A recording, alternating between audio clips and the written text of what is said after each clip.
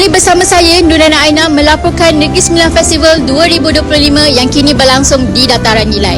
Negeri Sembilan Festival 2025 ini kini diadakan di Nilai Negeri Sembilan dan sudah berlangsung selama 12 hari bermula daripada 20 Disember sehingga 31 Disember 2025.